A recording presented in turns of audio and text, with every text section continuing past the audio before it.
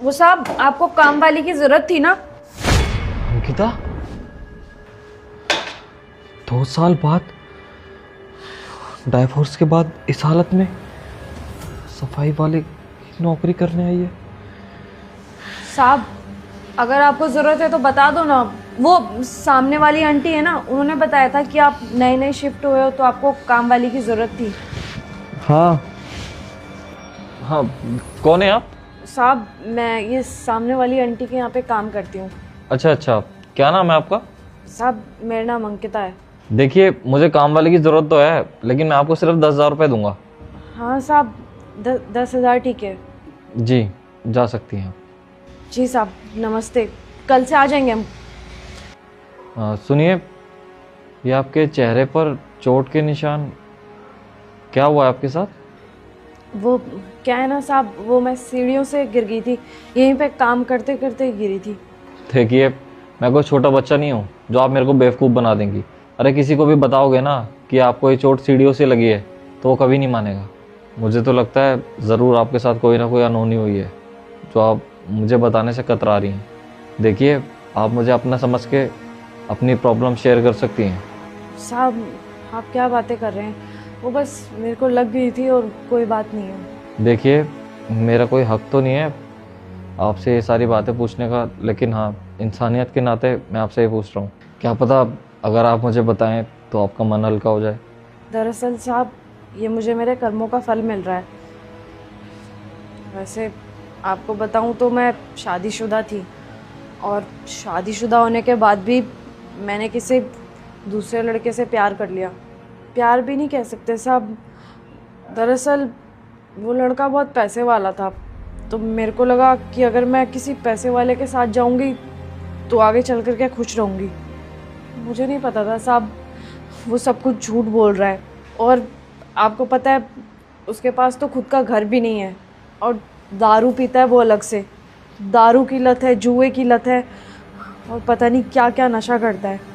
और नशा करके मुझे हर रोज़ मारता है। और साहब, ये मेरी दूसरी शादी थी, तो चाह कर के भी मैं अपने घर वापस नहीं जा सकती थी। क्या मुंह लेकर के जाती?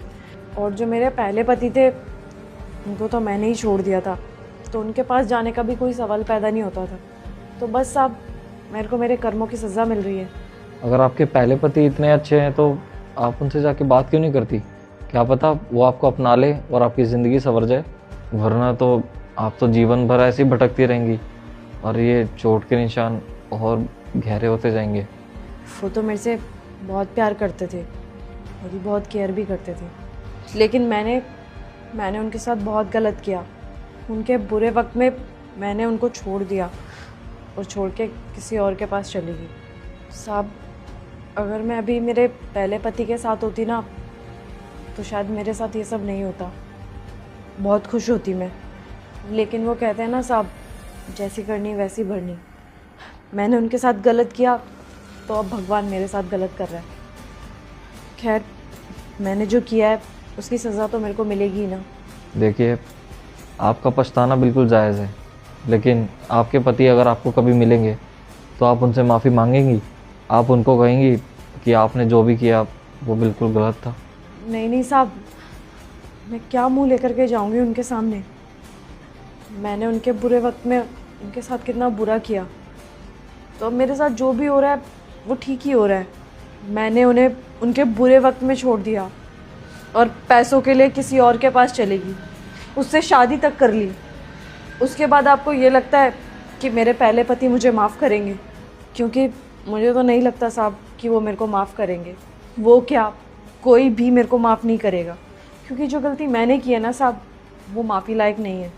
और कहीं ना कहीं तो मुझे ऐसा भी लगता है कि अब उन्होंने शादी भी कर ली होगी, उन्होंने अपनी नई ज़िंदगी शुरू कर ली होगी, और मैं पहली उनकी ज़िंदगी के साथ बहुत खिलवाड़ कर चुकी हूँ। अब नहीं, मैं क्या मुंह लेकर के उनके पास वापस जाऊँगी? खामखा वो मुझे देख कर के और परेशान होंगे। इसीलिए मैं जहाँ हूँ वहीं ठीक हूँ। देखो, माफ़ी मांगने की कोई ज़रूरत नहीं है। तुम जो भी कहना चाहती थी मैंने सब कुछ सुन लिया है। राहुल, आप यहाँ? हाँ, मेरी गरीबी की वजह से छोड़ कर गई थी ना तुम मुझे, तो बस उसी दिन से ठान लिया था कि अब सिर्फ पैसे कमाने पे ध्यान दूंगा। और ये सब कमाने के लिए बहुत मेहनत की, गाड़ी ली, ये घर लिया। अब मैं इतना तो पैसे वाला हो ही गया हूँ कि कोई भी लड़की मुझे मेरे पैसों की वजह से तो कभी छोड़ कर नहीं जाएगी। और सच बताऊँ तो जब तुम मुझे छोड़ कर गई थी तो मुझे लगा कि तुम उस इंसान के साथ बिल्कुल खुश होगी। मेरे दिमाग में तो 1% भी ये बात नहीं आई कि वो आदमी तुम्हें मारता पीटता है। खैर छोड़ो अंकिता, पुरानी बातें भूलना ही सही है, और मैं तुम्हें अपनाने के लिए तैयार हूँ अंकिता। नहीं राहुल, मैंने तुम्हारे साथ बहुत गलत किया है। अब मैं नहीं आ सकती तुम्हारे साथ। देखो अंकिता, प्लीज़ इस बार जिद मत करो, एक बार मेरी बात मान लो, मैं तुम्हें हमेशा खुश रखूँगा। अरे मैंने दूसरी शादी भी नहीं की क्योंकि मैं सिर्फ तुमसे ही प्यार करता हूँ, और ये हाथ मैंने इसलिए पकड़ा है क्योंकि अब मैं तुम्हें दोबारा कहीं जाने नहीं दूंगा। हाँ राहुल, मैं तुमसे दोबारा शादी करूँगी, और इस बार प्रॉमिस करती हूँ तुम्हें कभी छोड़ के नहीं जाऊँगी। प्लीज़ मुझे माफ़ कर दो। तुम्हें माफ़ी मांगने की कोई ज़रूरत नहीं अंकिता, आई लव यू।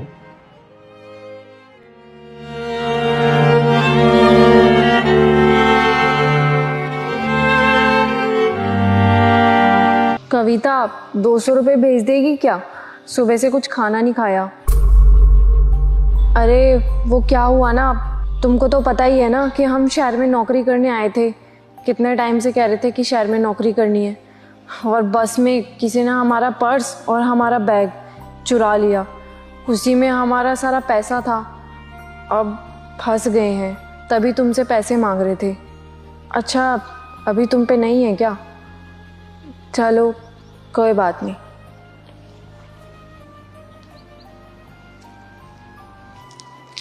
लीजिए, ये आप खा लीजिए। नहीं, हमको भूख नहीं है, और ये तो आपका खाना है ना, हम कैसे खा लें? अरे खा लीजिए, आपको भूख लगी है ना? नहीं, भूख वूख नहीं है हमें। देखिए, आपका चेहरा साफ बता रहा है कि आपने बहुत टाइम से कुछ नहीं खाया। आप खा लोगे तो आपकी भूख मिट जाएगी। और वैसे भी मैंने सुना आप फ़ोन पे बता रहे थे कि भूख लगी है आपको। तो आप फ़ोन पे बातें सुनते हो क्या दूसरों की? ये तो गलत बात है ना। नहीं नहीं, मैं आपकी बातें नहीं सुन रहा था, लेकिन इतने नज़दीक आप बैठे हुए थे कि अनफॉर्चुनेटली कान में आवाज़ आ ही रही थी कि आप क्या बातें कर रहे हो। बस इसलिए कह रहा हूँ कि आपकी भूख शांत हो जाएगी, आप खा लीजिए। साफ पक्का खा लेना। हाँ हाँ, मुझे बहुत अच्छा लगेगा आप खाएंगे तो। लीजिए।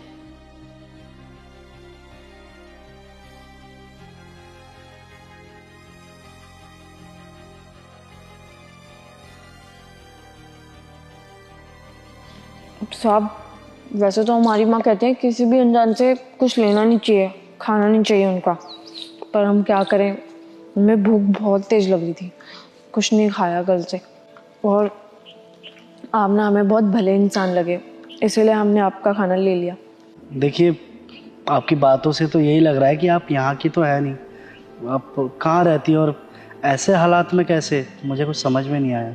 साहब हम गांव से ही आए हैं। हम शहर में इसलिए आए थे कि हमें कोई नौकरी दे देगा। गांव में तो हमें कोई नौकरी मिल ही नहीं रही। वो घर के हालात भी कुछ ठीक नहीं चल रहे ना। मेरी माँ ही है सिर्फ इस दुनिया में, पापा तो बहुत पहले हमें छोड़ के चले गए। तो बस हमने सोचा कि हमें शहर जाना चाहिए, वहाँ पे नौकरियाँ बहुत आसानी से मिल जाती हैं। हम शहर ही आए थे कल, और आपको पता है बस में हमारा सामान चोरी हो गया, और जिसने नौकरी का वादा किया था ना, उसका नंबर भी बैग में ही था। अब देखिए यहाँ पे आके फंस गए हम तो। बस ये फ़ोन बचा है हमारे पास, ये भी जेब में पड़ा रह गया, नहीं तो अगर बैग में होता ना तो ये भी चोर चोरी करके ले जाता। तो आप एक काम भी तो कर सकते थे, आपके पास ये फ़ोन था तो ये ऑनलाइन कहीं पे दे के खाना खा लेते, क्या हो गया था? वो साहब आपका कहना ठीक है, पर आपको पता है हम 1-1.5 साल से ना पैसे जोड़ रहे थे, तो 10-12 हज़ार रुपये हो गए थे हमारे पास। और उन 10-12 हज़ार को ना हमने नकद करवा लिया था गांव में ही। उन नकद के पैसों से हम किराए का मकान ले लेते शहर में, अपना कमाते अपना खाते। हमें क्या पता था कि हमारा बैग, हमारे पैसे सब चोरी हो जाएगा। तो गलती तो आपकी है ना। अगर आप अपना सामान लेके कहीं से निकलते हो तो उसकी सुरक्षा की जिम्मेदारी तो आपकी होती है ना। आपने उसका ध्यान नहीं रखा, इसमें किसी और की क्या गलती? हाँ साहब, वो क्या है ना, यहाँ पे आते हुए हमारी माँ का तबीयत बहुत ज़्यादा ख़राब हो गया था। 2 दिन से हम उनकी देखभाल कर रहे थे, सो भी नहीं पाए थे सही से। और जब यहाँ पे आने लगे तब बस में थोड़ा सा आराम मिला और कब आँख लग गई पता ही नहीं चला। और हमें ऐसा लगता है जब हमारी आँख लगी थी ना तभी चोर ने हाथ साफ कर लिया अपना। अगर साहब हमें पता होता कि हमारे साथ ऐसा होगा तब हम कभी भी नहीं सोते, जगह जगह ही आते शहर में। अच्छा, तो आप एक काम कीजिए ना, आप वो जो नंबर दिया था वो आपके फ़ोन में तो सेव होगा। नहीं साहब, घाई घाई में ध्यान ही नहीं रहा कि उनका नंबर अपने मोबाइल में डाल लें। वो क्या है ना, जब हम शहर के लिए निकले तो हमारे गांव का प्रधान है ना, उसने नंबर दिया था हमें, वो पर्चे में लिख के दिया था। हमने भी बैग में डाल लिया जल्दबाजी में, ध्यान ही नहीं रहा। जो इंसान पर्चे पे नंबर लिख के दे सकता है तो वो तो दोबारा नंबर आपको दे ही सकता है ना। आप उसको फ़ोन कर लो, नंबर दोबारा मांग लो। अरे साहब कैसी बातें कर रहे हो आप? प्रधान जी का नंबर हम जैसे छोटे लोगों के पास क्या होगा? वो तो उन्होंने उस टाइम हमारी मदद कर दी थी। नंबर नहीं है हमारे पास प्रधान जी का। ये तो बहुत बुरा हुआ आपके साथ, लेकिन अब आप इतने बड़े शहर में ऐसे अकेले करोगे क्या? फिर आगे क्या करना है आपको यहाँ? अब करना क्या है साहब इसमें? देखते हैं, रात तक कहीं रुकने की व्यवस्था होती है तो रुक जाएंगे और नहीं होती है तो गांव निकल जाएंगे। गांव जाके वैसे हम हंसी का पात्र ही बनेंगे कि शहर कमाने गई थी और देखो लुट के आ गई वापस। हमें लगता नहीं है हम अपनी माँ का इलाज करवा पाएंगे। वही हैं जिनके लिए हम कमाने शहर आए थे। देखिए ना, कुछ अच्छा करने निकले थे और हमारे साथ ही बुरा हो गया। पता नहीं विधाता भी क्या चाहता है हमसे। अच्छा, वैसे जो काम दिलवाने का वादा किया था वो कितने रुपए दे रहा था आपको? 12,000 का बोला था उन्होंने। तो एक काम कीजिए आप, ये सामने मेरी कंपनी है, इसमें मैं मैनेजर हूँ। अगर आप बोलो तो मैं आपका काम यहाँ पे लगवा दूंगा। यहाँ 15,000 रुपये आपको मिल जाएंगे। नहीं साहब, हम क्यों जाएंगे आपके साथ वहाँ पे? वैसे भी हमारी माँ मना की है कि किसी भी अनजान व्यक्ति के साथ इधर उधर नहीं जाना। देखिए, आप ना मेरी सलाह मानिए, मेरे साथ ऑफिस में चलिए मेरे। वहाँ और भी ज़्यादा लड़कियाँ काम करती हैं जो आपकी जैसी बाहर से कमाने शहर में आई हैं, और वो ये हमारे यहाँ पे लक्ष्मी नगर है, यहाँ पे पीजी में रहती हैं। आप भी उनके साथ रह लेना, आपकी भी रहने की व्यवस्था हो जाएगी। बस खाना उनके साथ बनाना होगा और खाने के अलग से पैसे देने होंगे। जैसे आप अपना कोई राशन वाशन लाते हो, आपका रहने का भी जुगाड़ हो जाएगा और काम की भी व्यवस्था हो जाएगी। और पैसों की कुछ ज़्यादा ज़रूरत है तो मैं एक काम करूँगा, थोड़ी अपनी सिफारिश भी लगा दूंगा। औरों को 15 मिलने, आपको 17 या 18 मिल जाएंगे यहाँ पे, बताइए। लेकिन साहब वो सब तो ठीक है, हमें एक बात समझ में नहीं आई, आप हमारी मदद क्यों करना चाह रहे हैं? देखिए क्या है ना, जो इंसान भूखा हो और मांग के खा भी नहीं सकता, वो इंसान कितना खुददार होगा ये बात सिर्फ मैं ही जानता हूँ। क्योंकि 4 साल पहले मैं भी यहाँ पे कमाने के लिए आया था, और जब मेरी यहाँ पे नौकरी लगी थी ना तो मेरी उस समय सैलरी 7,000 थी, लेकिन आज पूरे 50,000 है। क्या है कि आप दिन प्रतिदिन अच्छा काम करोगे तो हर साल आपके पद बढ़ते रहेंगे और आपकी सैलरी भी उसी हिसाब से इंक्रीज होगी। तो बस आप अच्छा काम करते रहना और आपकी सैलरी भी बढ़ती रहेगी। साहब कोई धोखाधड़ी तो नहीं होती ना यहाँ? अगर गलत काम होता ना तो ये ऑफिस अंडरग्राउंड में होता, ऐसे खुले में नहीं। चौड़ में बोर्ड नहीं लगाता कोई इस ऑफिस का, ऐसा कुछ भी नहीं होगा, आप मेरा विश्वास कीजिए। हाँ साहब सही कह रहे हैं आप, आपका बहुत बहुत शुक्रिया साहब। अब लगता है हमारी माँ का इलाज हो जाएगा और उनको भी बताएंगे हम कि हमारी नौकरी लगी है शहर में, वो भी 15,000 रुपये की। वो बहुत खुश होंगी साहब। अभी मेरे साथ यहाँ पे बात करने चलो, पहले यहाँ पे नौकरी लग जाए, कहीं रहने की व्यवस्था हो जाए। हफ्ते भर बाद माँ को बता देना कि माँ अब हम रहने लग गए हैं यहाँ पर और यहाँ पे काम करने लग गए, ठीक है? जी साहब चलिए, ये आपका टिफिन। ठीक है, चलिए मैं सामान ले आऊँ।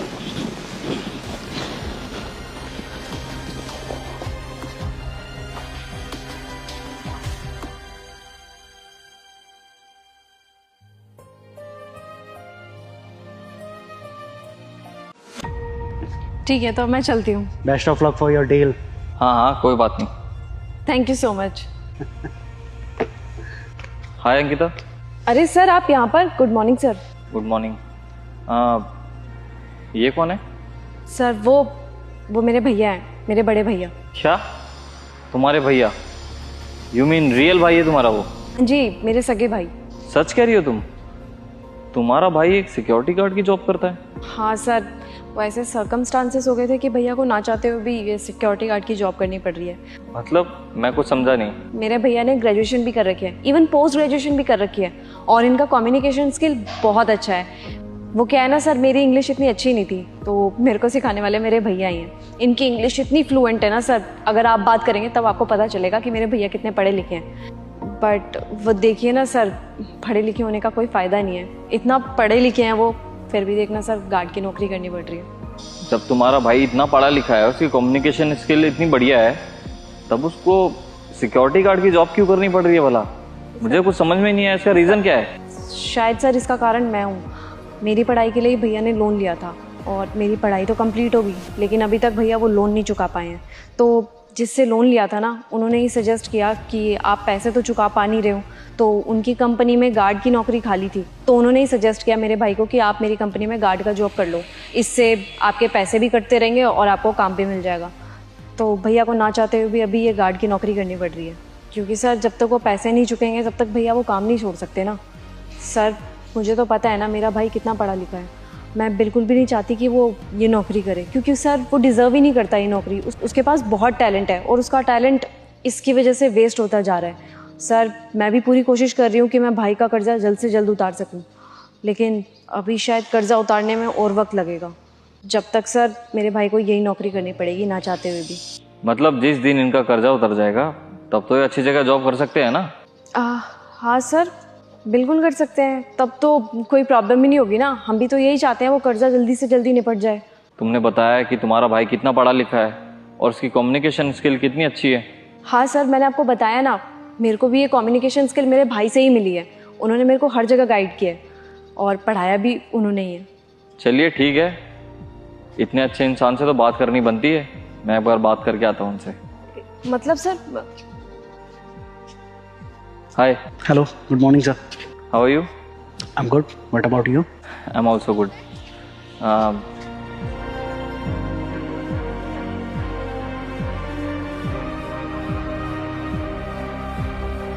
Pleasure to meet you sir.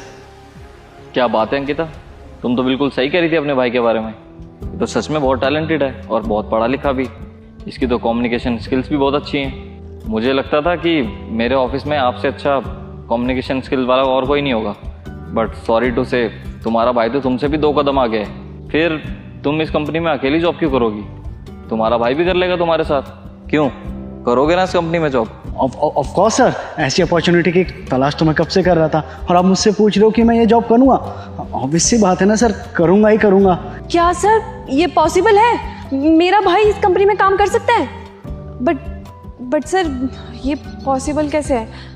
ऐसा नहीं है मेरे भाई को जॉब ऑफर नहीं आए हैं, पहले भी आए हैं, बट आपको तो पता है ना लोन की वजह से वो कहीं और काम कर ही नहीं सकता। वो सब तो मैं समझ गया, तुम उसकी चिंता बिल्कुल मत करो। तुम्हारे भाई के ऊपर जो भी लोन है ना, उसको मैं चुका दूंगा। और वैसे भी अंकिता, ये सब मैं इसलिए कर रहा हूँ क्योंकि इतने टैलेंटेड लड़के को, जिसकी कम्युनिकेशन स्किल इतनी अच्छी है, उसका टैलेंट मैं ऐसे वेस्ट नहीं होने दे सकता। मेरी कंपनी में मेरे को ऐसे लोगों की तो ज़रूरत है जो इतने टैलेंटेड हो और इतने ईमानदार भी हो। और मेरे को तुम्हारी बात भी बहुत अच्छी लगी, तुमने बेधड़क अपने भाई से मेरे को मिलवा दिया, क्योंकि ज़्यादातर लोग तो शर्माते हैं ये बताने में कि उनका भाई एक सिक्योरिटी गार्ड है वगैरह वगैरह। तो इसलिए अंकिता, मैंने डिसाइड किया है कि तुम्हारा भाई इसी ऑफिस में काम करेगा, जिससे तुम्हारी और इनकी भी ग्रोथ हो और हमारी कंपनी की भी। क्यों, सही कहा ना मैंने? हाँ सर, बिल्कुल परफेक्ट है। Thank you so much sir. अगर आप मेरे भाई का लोन चुका सकते हैं तो इससे अच्छी बात तो कोई हो ही नहीं सकती। और ट्रस्ट मी सर, हम दोनों मिलकर के ना आपका जितना भी पैसा होगा वो सारा का सारा चुका देंगे। कोई बात नहीं, अब तुम हमारी कंपनी में अपनी बहन के साथ ही जॉब करोगे, ओके? और कल सुबह 11 बजे अपना रेज्यूमे लेके आ जाना और इंटरव्यू दे देना, ठीक है? Okay sir, thank you so much. चले अंकिता, बैक टू वर्क। हाँ सर, बाय भाई, कल मिलती हूँ मैं आपसे सेम ऑफिस में।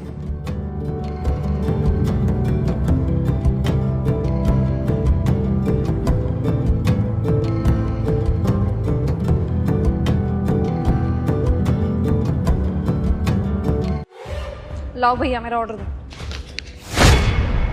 अरे बहन, तू यहाँ, ये तेरा ऑफिस है, यहाँ काम करती है तू? मेरी बहन इतने बड़े ऑफिस में काम करती है। चुप हो जा, यहाँ इतनी तेज तेज ना बहन बहन मत चिल्ला। अगर किसी को पता चला ना तू मेरा भाई है तो मेरी सारी रेपुटेशन की धज्जियां उड़ जाएगी। तो चुपचाप मेरा ऑर्डर दे और निकल यहाँ से। तेरे को ही आना था क्या मेरा ऑर्डर लेकर के? एक तो मैं सोचती थी तुम जैसे लोगों को कभी पता ना लगे कि मेरा ऑफिस कहाँ है, और देख तू ही आ गया मेरा ऑर्डर लेके। अरे बहन तू ऐसा क्यों बोल रही है? मैं यहाँ पे ना मैनेजर की पोस्ट में काम करती हूँ, और किसी को यहाँ पे पता लगा कि मेरा भाई एक मामूली सा डिलीवरी बॉय है तो कितनी बेइज्जती होगी मेरी, ये सोच। तेरे को पता है कितने बंदे मेरे अंडर काम करते हैं? सारे के सारे मेरे ऊपर हंसेंगे। तो इसीलिए चुपचाप मेरा ऑर्डर दे और निकल यहाँ से, और मेरे को बहन बोलना ना बंद कर। ठीक है।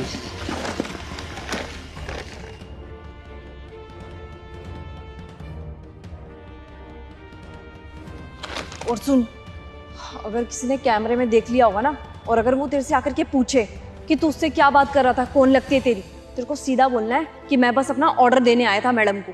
मेरे को मैडम ही बोलियो, बहन गलती से भी मत बोलियो, समझ में आया? बहन इसमें शर्माने वाली क्या बात है? मैं भी तो कोई काम ही कर रहा हूँ ना, और इज्जत की तो रोटी खा रहा हूँ, कोई चोरी चकारी थोड़ी कर रहा हूँ। अगर किसी को पता चल जाएगा तो क्या हो गया? हाँ देख ली मैंने तेरी इज्जत की नौकरी। अगर तू इज्जत की नौकरी कर रहा होता ना तो इस तरीके से बाहर धक्के नहीं खा रहा होता, रोड पे नहीं चल रहा होता, लोगों के ऑर्डर देता हुआ नहीं घूम रहा होता, मेरी तरह आराम से ऑफिस में बैठता और एसी में चिल करता। लेकिन नहीं, तेरे को तो ये अपनी इज्जत की नौकरी ज्यादा प्यारी है ना। तू जल्दी निकल यहाँ से। बहन तुझे क्या हो गया है? तू कभी ऐसे बातें नहीं करती थी, आज क्या हो गया बहन तुझे? अरे मुझे समझ में नहीं आ रहा तेरा बहन बहन बंद क्यों नहीं हो रहा। चल निकल यहाँ से। बेवकूफ कहीं का। मैं सोचती थी कभी ना आए, किसी को पता न लगे मैं कहाँ काम करती हूँ, लेकिन यहीं आगे।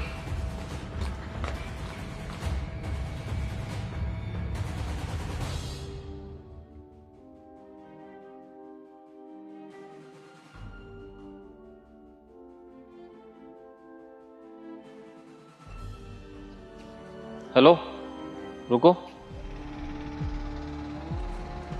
हाँ जी सर। क्या हुआ?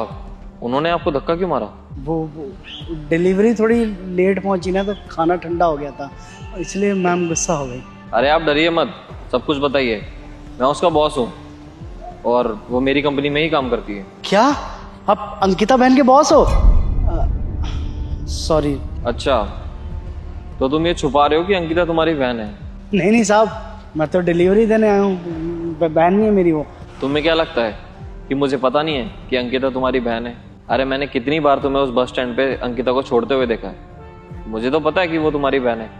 इसमें शर्माने वाली बात क्या है? अरे साहब ऐसे ही बस छोटी छोटी बात पे गुस्सा हो जाती है। वो क्या है ना कि उसका बहुत अंदर इज्जत है, वो ऐसा भाई डिलीवरी करता है तो अच्छा नहीं लगता ना। मैं क्या थोड़ा लाड में आ गया था तो बस वो मार दिया था। अच्छा, तो रुको, मैं उसको अभी बुलाता हूँ। नहीं नहीं नहीं साहब, फोन क्यों कर रहे हैं? कोई बात नहीं, अरे चलता रहता है, फोन मत कीजिए, रहने दीजिए ना। तुम रुको तो। हेलो अंकिता, एक बार मेन गेट पर आना। हाँ, अगर ऐसी कोई बात नहीं है तो अंकिता सब कुछ बता देगी। क्या हुआ सर, आपने मेरे को बुलाया यहाँ पर? इसको जानती हो तुम? हाँ सर, एक्चुअली अभी मेरा ऑर्डर लेकर के आए थे भैया, वही है। अच्छा, तो इन जनरल तुम इनको नहीं जानती? नहीं सर, मैं इनको क्यों जानूंगी। लेकिन ये तो कह रहा है तुम्हारा भाई है। भाई? और सर ये मेरा, आप खुद से देखिए ना, ये एक मामूली सा डिलीवरी बॉय है, और मेरा भाई बिल्कुल भी नहीं सर, झूठ बोल रहा है ये। ओए तुम झूठ कैसे बोल रहे हो कि तुम मेरे भाई हो? शट अप अंकिता, तुम्हें क्या लगता है कि मुझे पता नहीं है तुम्हारा भाई है? अरे मैंने इनको कितनी बार देखा है तुम्हें बस स्टैंड पे छोड़ते हुए, और तुम कह रही हो इनको नहीं जानती। मुझे अच्छी तरीके से पता है ये तुम्हारा सगा भाई है, और तुम ऐसे रिएक्ट कर रही हो कि तुम इसको जानती नहीं हो। क्यों? क्योंकि ये एक डिलीवरी बॉय है इसलिए। देखो अंकिता, कोई भी काम छोटा या बड़ा नहीं होता, और सभी के काम की एक वैल्यू होती है, ठीक है ना? सर वैसे आप बिल्कुल ठीक कह रहे हैं, इसमें मेरे को कोई प्रॉब्लम नहीं होनी चाहिए, क्योंकि भैया अपना काम कर रहे हैं और मैं अपना। लेकिन सर मैं क्या करूं, आपको तो खुद भी पता है ना यहाँ पे मेरे अंडर कितने लोग हैं। मुझे ऐसा लगता है किसी को पता लगेगा कि मेरा भाई एक मामूली सा डिलीवरी बॉय है तो सबके सब मेरा मजाक बनाएंगे ऑफिस के अंदर। तो आप ही बताइए ना, मैं और क्या करती। तो तुम्हें ये लगता है कि अगर सबको बता दोगी कि तुम्हारा भाई एक डिलीवरी बॉय है तो तुम्हारी बेइज्जती हो जाएगी? ऐसा बिल्कुल भी नहीं है अंकिता। तुम जानती हो ऑफिस में जो सूरज काम करता है उसके पापा मजदूर थे, उन्होंने कैसे मेहनत कर करके अपने बेटे को पढ़ाया है। तुम मुझे ही ले लो, मेरे पापा एक फार्मर है और मुझे बताने में बिल्कुल भी शर्म नहीं आती। बजाय इसके मुझे तो प्राउड फील होता है कि मेरे पापा फार्मर हैं और उसके बाद उन्होंने मेरे को इतना पढ़ाया लिखाया कि आज मैं इतने बड़ी मंजिल पर हूँ। और वैसे भी अंकिता, इंसान का परिवार ही होता है जो उसको आगे बढ़ाने की कोशिश करता है। हाँ सर, आप बिल्कुल सही कह रहे हैं। आज आपने मेरे को बहुत बड़ी सीख दी है। और भैया प्लीज़ आप भी मेरे को माफ़ कर देना, मैंने आपसे बहुत ज़्यादा बदतमीज़ी की है। मुझे काम को छोटा या बड़ा देख करके उसको जज नहीं करना चाहिए। आई एम सो सॉरी भैया, मैंने आपसे बहुत ज़्यादा बदतमीज़ी कर दी। अरे कोई बात नहीं छोटी, बुरा थोड़ी मानो, कैसी बात कर रही है। ठीक है अंकिता, मुझे बहुत अच्छा लगा ये देखकर कि तुम्हें सारी बातें समझ में आ गई। और हाँ, अपने भाई को पूरा ऑफिस तो दिखा दो। हाँ सर। भैया चलो ना, मैं आपको अपना ऑफिस दिखाती हूँ, अपना कैबिन भी दिखाऊंगी। नहीं नहीं, ऑफिस क्या देखेंगे, अभी बहुत टाइम है ना। क्या डिलीवरी देने जाना, बहुत लेट हो जाएगा बहुत ज़्यादा। फिर कभी। सही कहा आपने, आपके समय की भी कीमत है। अभी आप काम कर लीजिए। और हाँ, कुछ दिनों में दिवाली पार्टी है, उस टाइम आप जरूर आना अपनी फैमिली के साथ, ठीक है? जी सर, मैं भैया को और मेरे मम्मी पापा को ज़रूर लेके आऊँगी। ठीक है, बैक टू वर्क। जी थैंक यू, बाय बाय।